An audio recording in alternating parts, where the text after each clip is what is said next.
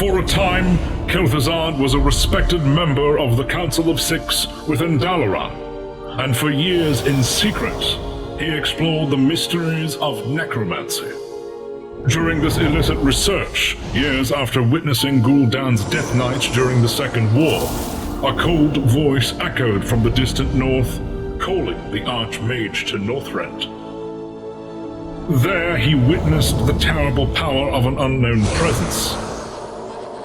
Entranced by such otherworldly might, Kel'thuzad surrendered all that he was and decided to serve the dark entity you now know as the Lich King.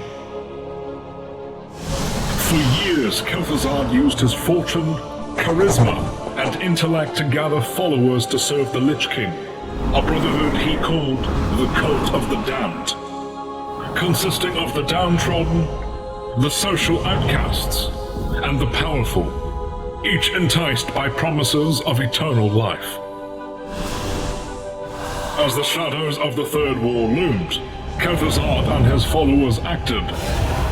Lordaeron's grain supply was subtly infected with a deadly, undead plague that would soon spread and wreak havoc across the kingdom. But even as the undead ravaged the countryside, Kel'thuzad served a greater purpose: to lure a new, mortal champion to his master's cause. After the Lich King's gaze fell upon the desperate prince, Arthas Menethil, Kel'thuzad was commanded to face the prince in battle in Andorhal, and reveal the true mastermind behind the undead plague, the dreadlord known as Mal'Ganis.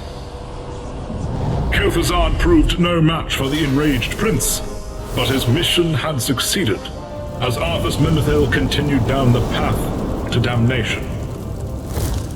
But Kel'thuzad's masters had plans for the Necromancer, one that bought him both time and power. Months later, after his soul was anchored to an artifact of Maldraxi origin known as a phylactery, Kel'thuzad was resurrected using the energies of the Sunwell, its potent magic empowering him as he took on the new terrifying form of a Lich.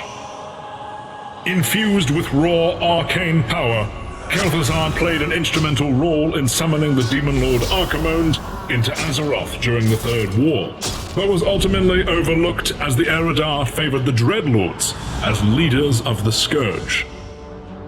Following the Legion's defeat on Mount Hyjal, Kel'thuzad and Arthas Menethil reclaimed much of the Scourge forces in Lordaeron, with the Arch-Lich now operating out of the flying citadel of Naxxramas.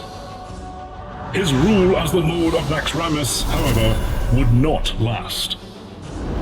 After a lengthy campaign in the Plaguelands against the Argent Dom, the Arch-Lich ultimately fell at the hands of Alliance heroes. Although Kel'thuzad was restored to power after the Citadel returned to Northrend, the Lich King was denied a crucial ally in his war in the north, as the Arch-Lich was struck down once more within Naxxramas. This time, however, Kel'thuzad's spirit would not find another way to return to power, as his soul was sent to the Shadowlands with the destruction of his phylactery. At last, Kel'thuzad's schemes on Azeroth had come to an end. His schemes in the afterlife, however, were only just beginning.